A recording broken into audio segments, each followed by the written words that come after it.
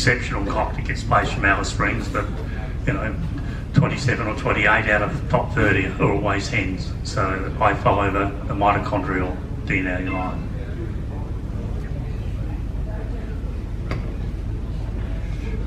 This year there was only 6 birds made it from Alice Springs. I was fortunate enough to finish 6, and my partner Jeff Raymond finished 4th. So when it comes to genetics, the grandmother of my 6 nestmate was the mother of 4th. So genetics plays a very big role in it. The grandmother of my 6, you'll see on the truck, there's 3 pigeons there. The second one is the blue checker pie. She's the grandmother of the 6 this year. She finished 3rd in Alice.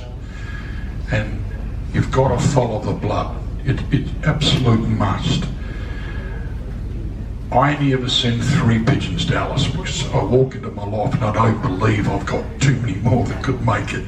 840 miles is a long way, and if you go to Alice Springs and drive it and see it, it's a big job for them. So genetics is so important. Like Russell said, you need a pigeon that every time around your loft and the falcons, hawks get into them, these pigeons don't break. They hold their ground. And if you can spot them and you understand them, that's better for you. But if you want to fly long distance, you need to go and buy the pigeon. And like I've always said to Lee, the biggest mistake most people make, they'll buy the pigeon, but they won't buy the guy's system. I was talking to a guy from Townsville that bought some pigeons off me about 4 or 5 years, and he asked me what I did in long distance. I told him, and he said, I've got all your birds, but they don't last. They don't go to the long distance. And he said, now I've worked it out. I've flattened them. So there's a way about it. You can't just go and buy them. Like these pigeons that just got sold here today, could be incredible pigeons. But the first thing I would do is I would go and find the owner, and if he's had success, and go, what did you do? And it's the same with your long distance pigeons. You need to know, because you're going to find out how we train and how we feed, and I guarantee you it's all different. Guarantee you.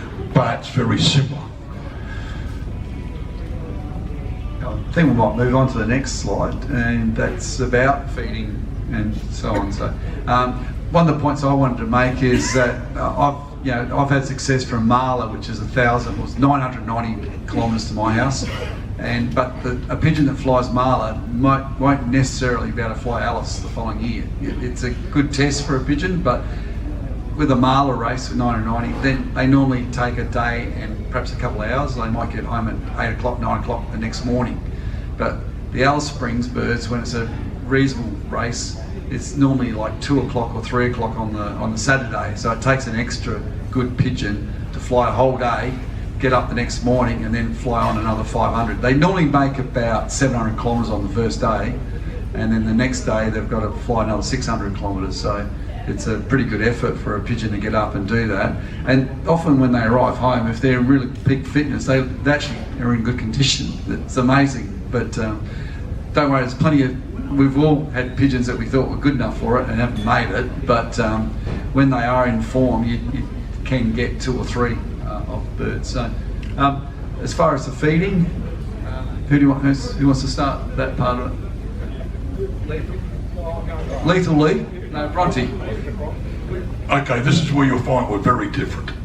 So we have roughly 20 races here in South Australia. The first 10 races, I feed a mix of peas, safflower, milo, wheat, canola.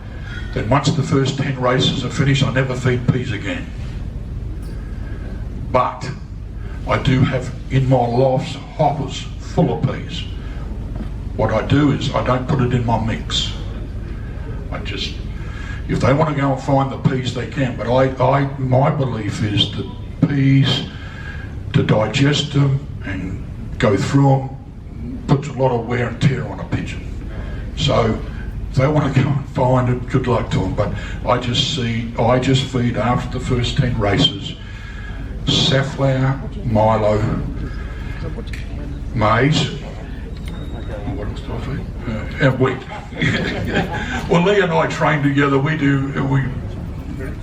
very similar stuff. So we don't hold back what we tell each other. So your feeding's important. So that's if you bought my pigeons, I would say to you, this is what you need to do. You know, and don't get me wrong, you don't have to do anything I say, but I've only been racing since 1971, so over the years I've tried this and this, and that's what I come up with. My feeding is very simple. It's not, I just grab a container, safflower container, milo container, wheat container, maize, put a bit of hemp seed on it, and that's it. That's it, that's all I do, and my loft is hoppers full of peas. Yeah, I'm a little bit different to that. Years ago we used to feed probably 70% peas, and then you'd feed wheat and a handful of linseed. And everybody flew that way, and they all tossed the long toss.